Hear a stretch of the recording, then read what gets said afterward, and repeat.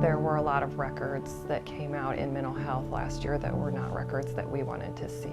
Anxiety, loneliness, feeling disconnected. Oftentimes people think that if I bring up suicide, are you suicidal, are you struggling with suicidal thoughts, that it might put that thought in the person's head. And that's absolutely a myth that has been debunked. Asking the direct question in order to be honest and facilitate that conversation. It needs to be talked about. The world is listening. Good evening, everyone, and thanks for being with us. I'm Todd Unger. And I'm Naya Gonzalez. Welcome to the Open Conversation. Mental health can be difficult to talk about, but that's why right here at 25 News, we're starting the conversation. Now, whether it's you, family, or friends, we're all connected to it. Each month, we aim to have these difficult discussions right here, focusing on a different topic each time. Basically, it comes down to this. If you are struggling, you are not alone. Now let's bring in 25 News reporter Austin Walker. Austin, talking about mental health, this isn't an easy topic. That's right. It's going to be hard. It's not simple. You might feel uncomfortable, but that's the first step in breaking this stigma and potentially saving a life. This month, we want to start the open conversation around suicide. Now let's look at some numbers nationwide. According to the National Institute of Mental Health, in 2019, suicide was the 10th leading cause of death.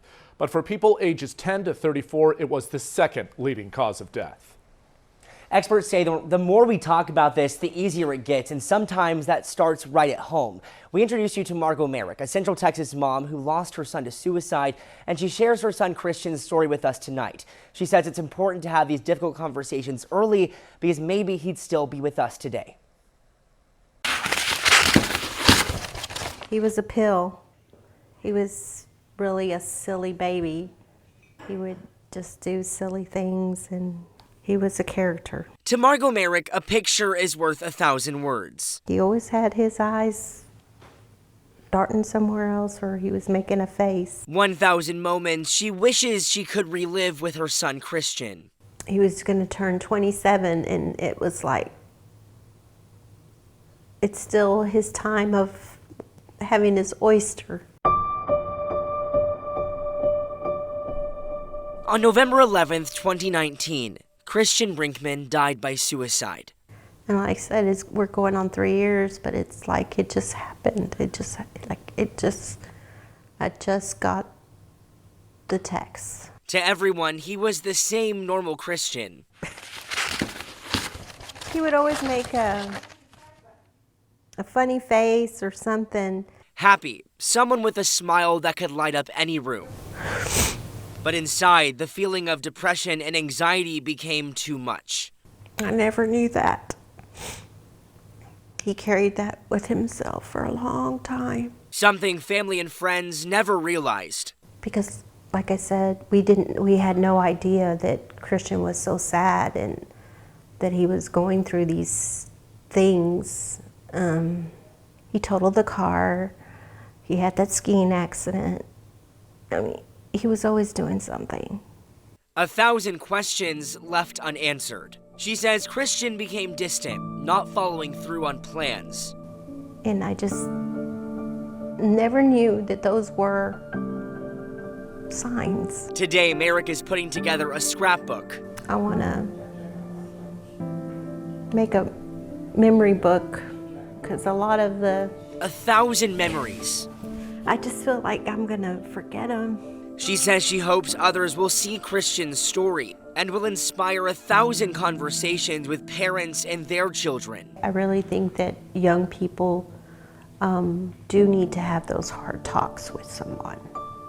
If it's not a parent, a friend, or somebody, no matter how they think that someone's going to judge them or something like that, because they really don't. Remembering these conversations could change a life. You might save somebody.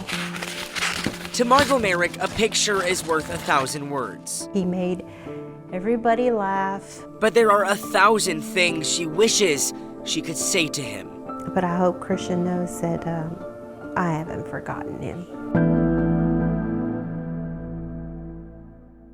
These conversations are tough to have with kids because how serious that topic is. They sure are. Coming up, We'll have more on how you can approach a talk with your own children. We will also have more helpful tools on our website at kxxv.com.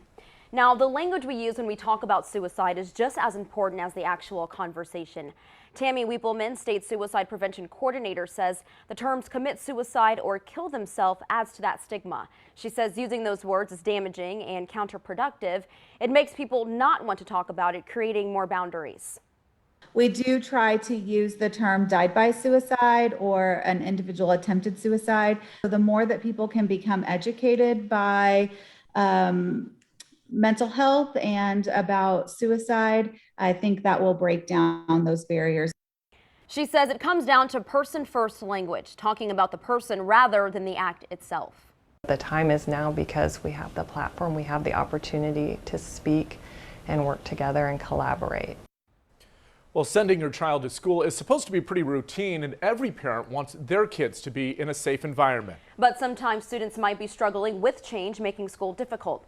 Let's bring in Austin Walker again to explain more about this. Austin, schools across our region are really stepping up when it comes to mental health and spreading suicide awareness. Yeah, that's right. One of those school districts is Waco ISD, adding staff members, increasing their budget, and creating additional programs tailored to suicide awareness and advocacy.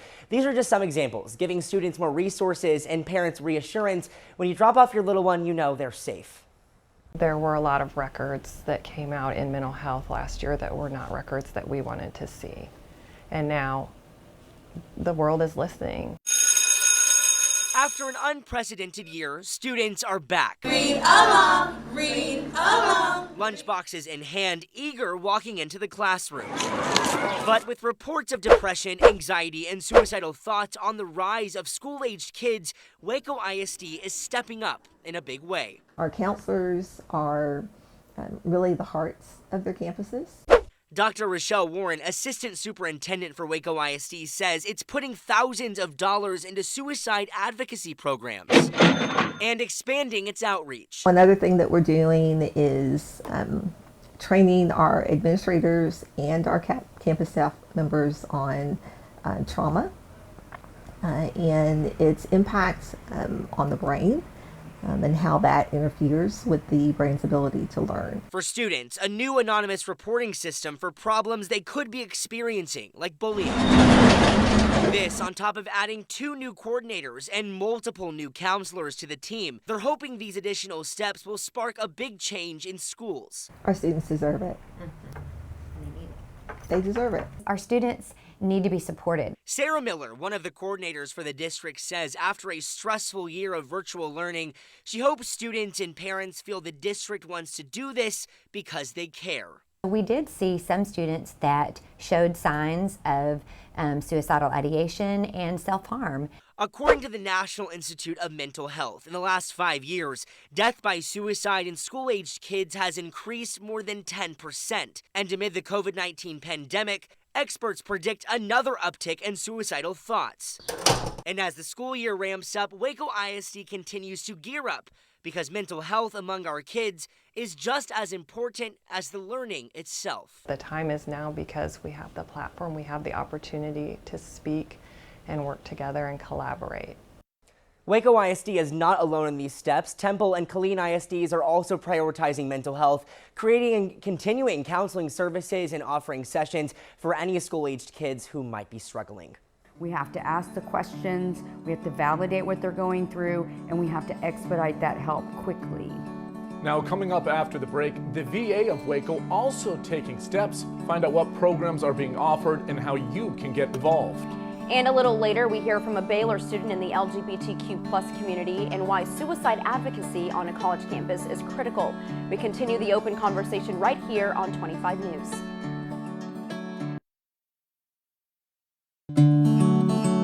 Welcome back. If you're just now joining us, this is the Open Conversation. It's our mental health initiative, breaking the stigma and opening a conversation for everyone. This month, we're focusing the discussion around suicide. And we continue our discussion now at the VA hospital. Let's bring back in 25 News reporter Austin Walker. Austin, there's help out there for pretty much anyone. Yeah, I think it's important to remember no matter how old or young you are, suicide does affect everyone, and that includes our veterans who have gone through so much serving our country. Now, the Waco Veterans Hospital reports since 2008, there has been a steady increase in veteran suicides. The data attributes it to other things like PTSD, depression, and anxiety, as well as the overall stigma. Many don't know how to talk about it or don't want to talk about it. But Kimberly Weppelman, suicide program director at the VA of Waco, says they have programs in place, but the last year they've been expanding because of the COVID-19 pandemic. We took as many resources as we could to provide mental health counseling and appointments through video and through telephone appointments. We also implemented the digital divide, and so that was something where you could put in a consult to make sure that veterans who didn't have a phone or didn't have a tablet could have access to that. She says this outreach will connect more people in rural communities with the help that they might need. But what else does this look like? The hospital's staff is trained in assessing risk and planning for what that next step might be. Theo Watson, one of the coordinators, says this idea of a loved one experiencing troubles could be tough on families. He wants them to know they are here to help in any way they can. We want to ensure their safety, and not just their safety, but the safety of others as well. And we do that by conveying the unconditional positive regard. We want them to seek the help that the families are asking for. For more information on seeking that help for a loved one, we have that on our website, kxxv.com. We've told you about the seniors in our community, but now we want to turn to younger generations like college students. According to the National Institute of Mental Health, suicide is the second leading cause of death for college-aged kids. In a recent study, more than 67,000 students from 100 different universities across the country have anxiety or depression. Experts say it can come from being in a new environment, something that many students aren't used to as they move thousands of miles away from home and their families. We spoke with Randall Bolt, a psychiatrist with Baylor, who says these numbers aren't surprising, but should spark more conversation between parents and their children. The first thing that they should do is offer a place and a space to just listen to them. Give them a place to talk about how they're feeling and to validate what they're going through. It's so important. Meanwhile, new research from the Journal of Adolescent Health shows a consistent trend. LGBTQ teens are at a high risk of suicide. They are 3.5 times more likely to die by suicide than their heterosexual peers. Now, for parents of these teens and young adults, the first step is to stay involved. Develop a set of shared goals like being healthy, doing well in school, or creating a strong support system. There are groups right here in Waco helping push for a change for the better for the LGBTQ community. Gamma Alpha Upsilon, Baylor's unofficial LGBTQ group, creates a safe space for Baylor students who identify as LGBTQ and might be struggling. Now let's turn back to Austin Walker, who spoke with the chapter and explains what they had to say. Austin. Yeah, Naya, college is already a difficult time, and for the LGBTQ community is often underrepresented on college campuses. We brought that data that you just heard about suicide in that community to the group, and they tell me it all comes down to support.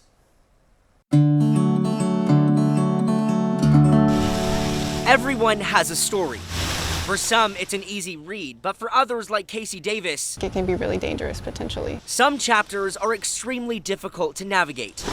A lot of queer people, especially on campus, feel that we're not super well represented. Davis is a junior at Baylor and is the vice president of Gamma Alpha Upsilon, or Gamma, the unofficial LGBTQ organization. A place where everyone, no matter who you are, feels welcomed. When new people come to Baylor, that they can see us and know, okay, I can have a place here, I do belong here. Without Gamma, Davis's chapter at Baylor would have ended early. There's definitely a higher possibility that I would have transferred.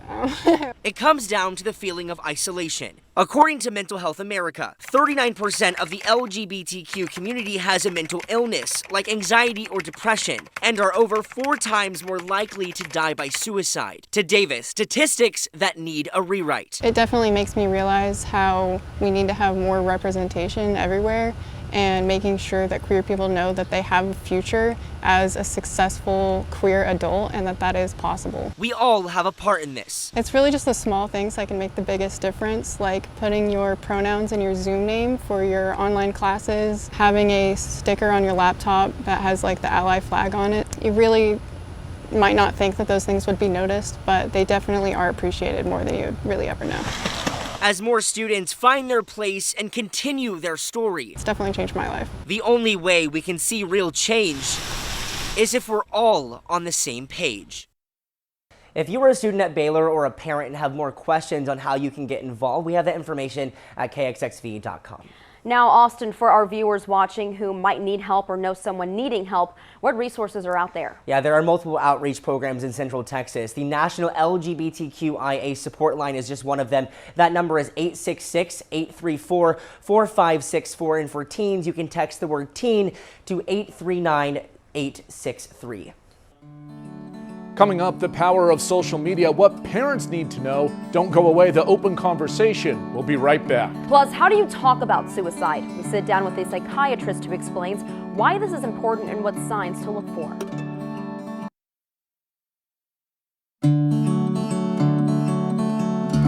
Welcome back. The first step to talking about suicide is always difficult, but it's important to know the signs of someone who is struggling. Tonight, 25 News reporter Austin Walker sits down with a Waco psychiatrist and continues our conversation.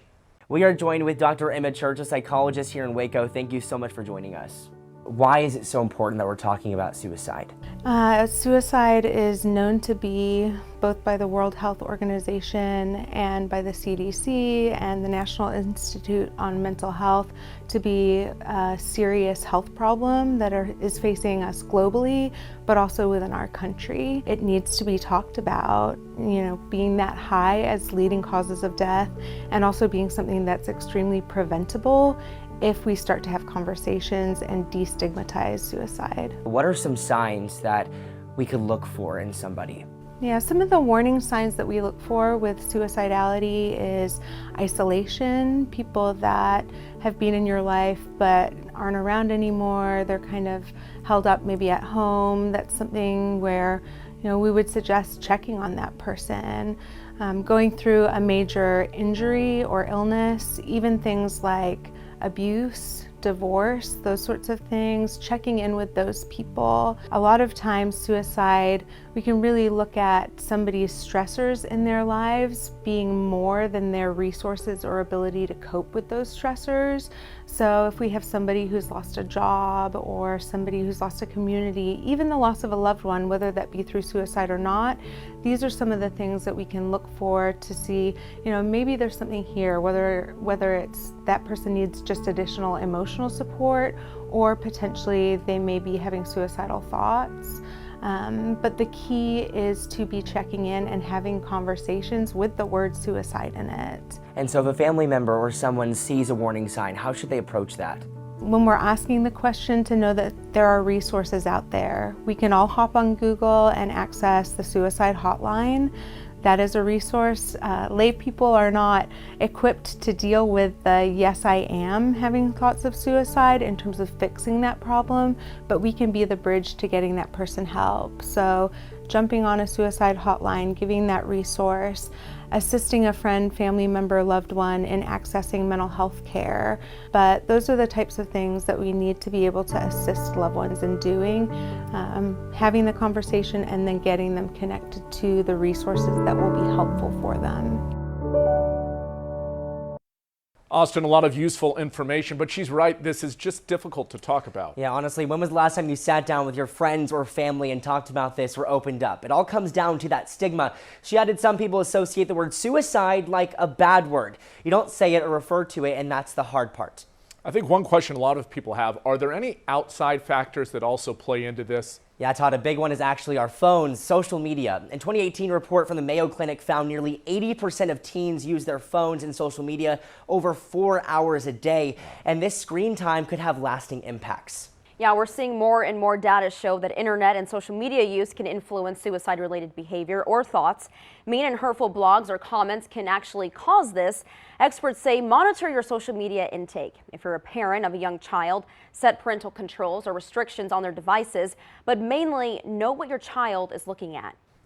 The popular app Yik Yak is coming back, and some people are concerned. It went offline in 2017 and is best remembered as an app where users can talk anonymously. Threats, racism, sexism, and cyberbullying, they were all tied to that app. Now, new rules prohibit users from making personal attacks against anyone. Anything considered harmful is not allowed. Anyone in violation of these new guidelines will be banned. But there are also some useful tools on social media. The American Suicide Prevention Foundation has a section on its website called Talks Saves Lives. And it truly does what it says, it saves lives. It's an educational program. You can learn about common risk factors and warning signs associated with suicide. Topics include research, prevention, and what you can do. Tomorrow at 7 p.m. there will be a virtual event. You can register on the website. You can also find other events happening by going to asfp.org/calendar. For questions, email texas@afsp.org. Coming up, we've got a look at what we're working on for next month and how we're continuing the conversation. Don't go away.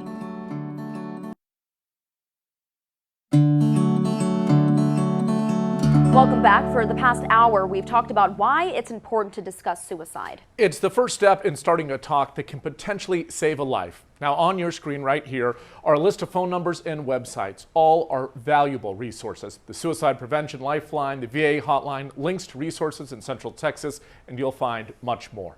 Now, this isn't just a one-time thing. Every month right here on 25 News, we're going to continue this open conversation about different mental health topics. That's right. Addiction, depression, and eating disorders are just a few of the upcoming talks that we'll tackle. Next month, we shine a light on the open conversation about post-traumatic stress disorder, or PTSD. From law enforcement struggles to the effects of emotional abuse, it deserves to be talked about. This is just the first step. Remember, the more we talk about it, the easier it gets. For a full list of resources that you just saw, we have that at kxxv.com. We'll be back for more 25 News tonight at 10. Thank you for joining us and being a critical part in this conversation. Have a good night.